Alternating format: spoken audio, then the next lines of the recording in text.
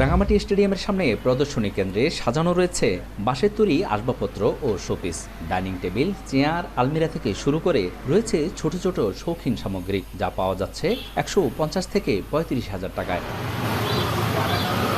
স্থানীয় ভোদুম্বা সংগ্রহ করে কেমিক্যাল মিশ্রণ সহ বিশেষ প্রক্রিয়ায় তৈরি করা হয় এসব পণ্য।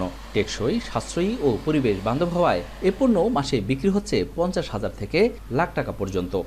আমাদের বাসগুলিতে প্রথম কেমিক্যালে ভিজাইতে হয়, আপনি ১০ থেকে ১৫ দিন, এরপরে ৫ দিন শুকাইতে হয়, এরপরে শুকাইবার পর আপনি ইচ্ছা করলে সব কিছু বানাইতে পারবেন। দাম ১৫০ টাকা থেকে শুরু করে আর এরকম ১৫০০ বা ২৫০০ টাকা ছোটো জিনিসগুলো। পরিবেশ বান্ধব এবং টাকা পয়সাতে কম দামে পাওয়া যায় এবং কাঠের ফার্নিচারের পাশাপাশি এইটা মানুষ অতিভাবে আগ্রহ কিনছে এবং ব্যবহার করছে।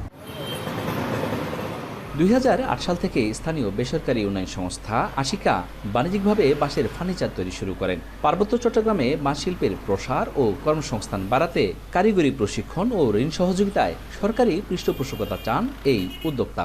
সরকারি ও বেসরকারি পর্যায়ে উদ্যোক্তাদের প্রশিক্ষণ, ঋণ সহযোগিতা, কারিগরি সহযোগিতা প্রদান করলে এই শিল্প পার্বত্য চট্টগ্রামের অর্থনৈতিকভাবে ব্যাপক ধরনের অবদান রাখতে পারবে।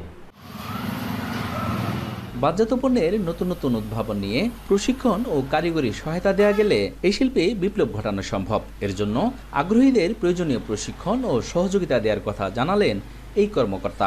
বাঁশজাত বিভিন্ন ডাইভার্সিফাইড নতুন নতুন পণ্য তৈরি করা যেত এবং বাঁশের যদি ভ্যালু এডিশন করা যেত, নতুন একটা প্রকল্প নিলে হয়তো এখানে এই ৩ পার্বত্য জেলায় বাঁশ যে পরিমাণে উৎপন্ন হয়, এই বাঁশজাত পণ্যের একটা শিল্পে তৈরি করার মাধ্যমে এখানে একটা বিপ্লব তৈরি করা সম্ভব।